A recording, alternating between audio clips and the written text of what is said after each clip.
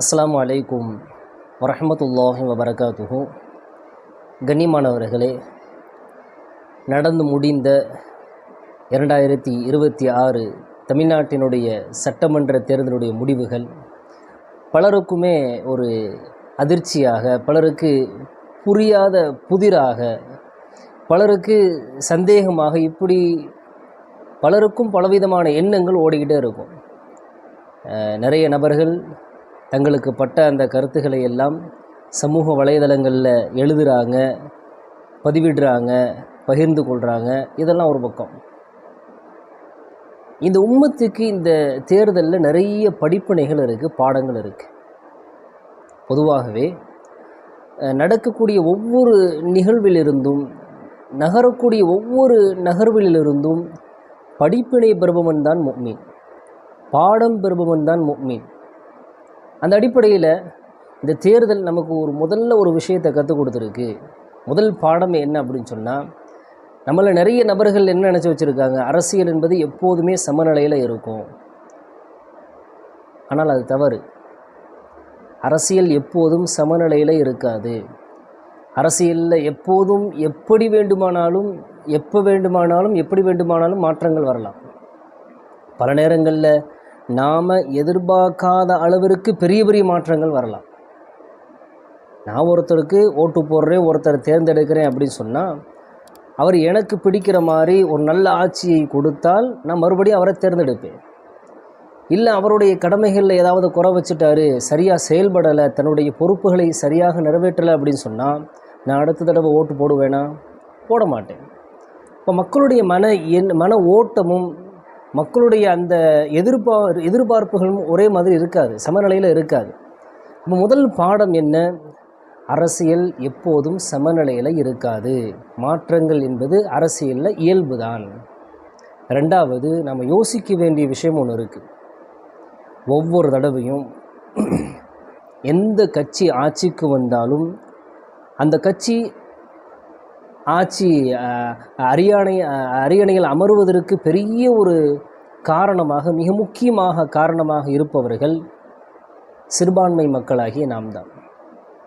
ஒவ்வொரு தேர்தலிலும் அரியணையில் உட்காரக்கூடிய அந்த கட்சிக்கு கொத்து கொத்தாக ஓட்டுகளை, நம்முடைய வாக்குகளை நாம் என்ன செய்கிறோம்? செலுத்துகிறோம். ஆனால் நல்லா பாருங்கள், அந்த வாக்குகளை செலுத்தும் பொழுது நம்ம எப்படி செலுத்துகிறோம்? மொத்தமாக ஆதரவு கொடுக்குறோம். எந்த நிபந்தனையும் இல்லாமல், எந்த டிமாண்டும் வைக்காமல், எந்த அழுத்தமும் கொடுக்காமல் நாம் என்ன செய்கிறோம்?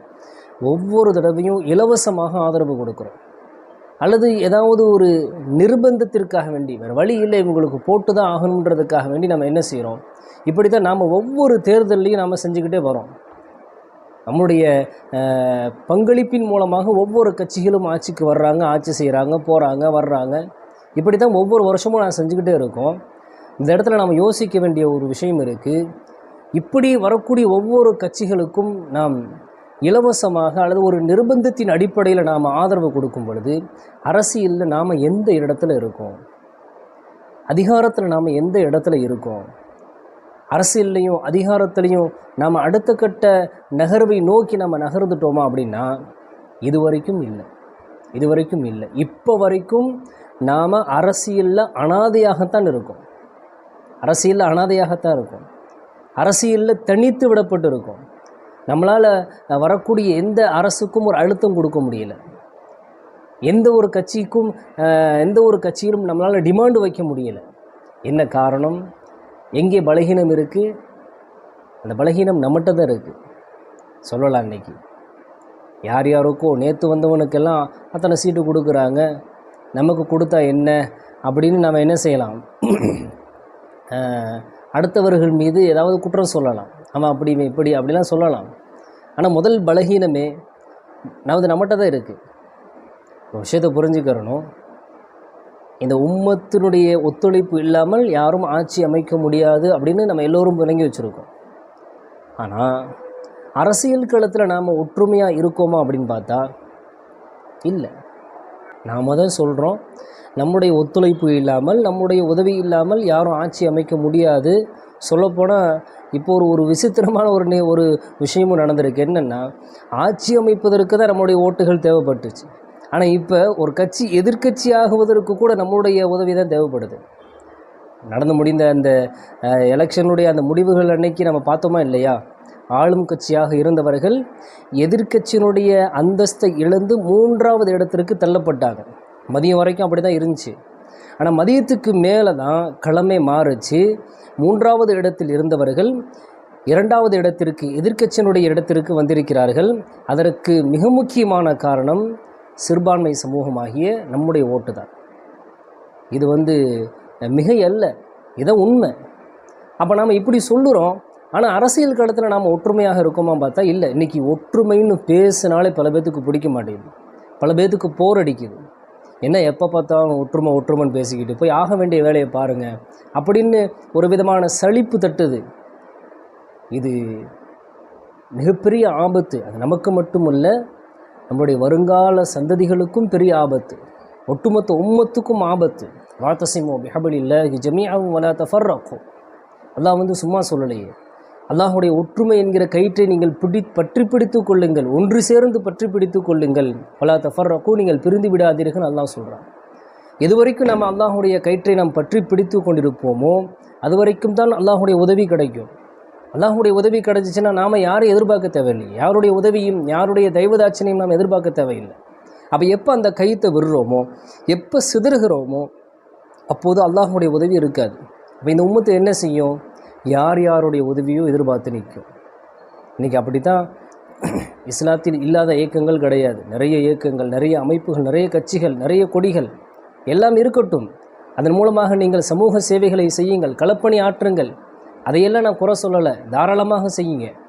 ஆனால் அரசியல் என்று வருகிற பொழுது, அதிகாரம் என்று வருகிற பொழுது, நீங்கள் இஸ்லாம் என்கிற ஒரு கொடிக்கு கீழ், ஒரு தலைமைக்கு கீழ் நீங்கள் ஒன்றுபடவில்லை என்று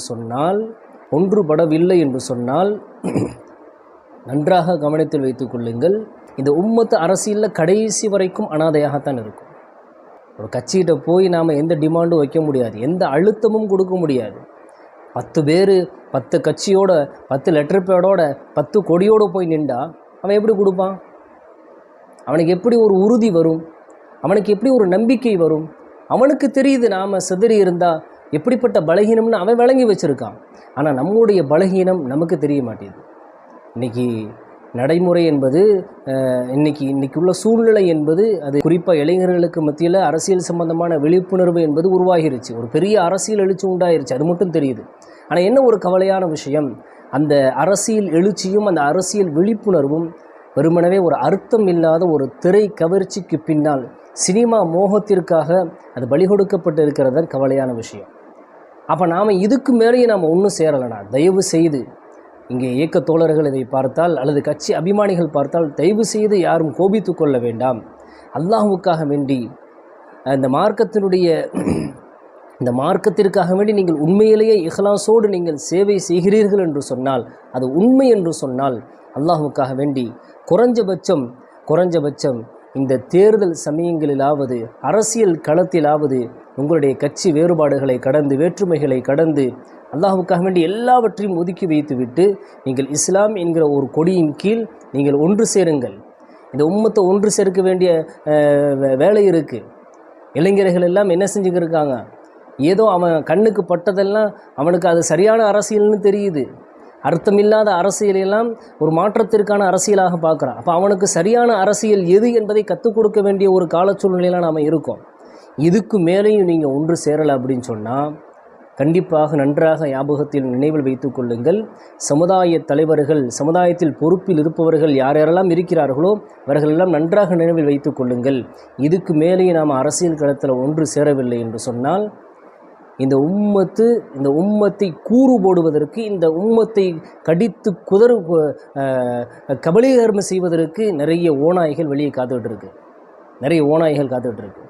அப்போ வருங்காலத்தில் இந்த உம்மத்தின் மீது விழக்கூடிய ஒவ்வொரு அடக்குமுறைக்கும், ஒவ்வொரு அடிக்கும் இப்போது பிரிந்து போய் கிடக்கக்கூடிய சமுதாயத்தின் தலைவர்கள் என்று தங்களை தாங்களே சொல்லிக்கொள்ளக்கூடிய அந்த ஒவ்வொரு நபர்களும் கண்டிப்பாக அல்லாஹ்விடத்தில் பதில் சொல்லி ஆகும். அல்லாஹுடைய கேள்வி கணக்கிலிருந்து தப்பிக்க முடியாது. அப்போ நாம் செய்ய வேண்டிய விஷயம் இதுதான். நாம் இதுவரைக்கும் நம்முடைய அரசியல் நம்மளுடைய அரசியல் பாதைகளில் நிறைய பாடங்கள் இருக்குது. அது எத்தனை பேர் நம்ம அதை கவனித்தோம், பாடம் பெற்றோம், படிப்பினை பெற்றோம்னு தெரியாது.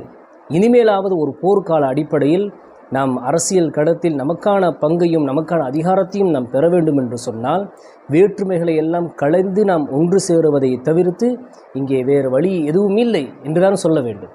அல்லாஹ் தஆலா இந்த விஷயத்தை விளங்குவதற்கு அல்லாஹ் தௌஃபீக் செய்ய வேண்டும். நம்முடைய வேறுபாடுகளை எல்லாம் கடைந்து பொறாமை, குரோதம், கபடம் இவைகளை விட்டெல்லாம் நம்முடைய உள்ளங்களை பாதுகாத்து அல்லாஹ் தஆலா நம்முடைய உள்ளங்களை அல்லாஹ் ஒன்று சேர்ப்பானாக. எதிர்காலத்தில் அல்லாஹ் தஆலா இந்த உம்மத்திற்கு நற்செய்திகளையும் நல்ல முடிவுகளையும் தருவானாக. அஸ்ஸலாமு அலைக்கும் வரஹ்மத்துல்லாஹி வபரகாத்துஹு.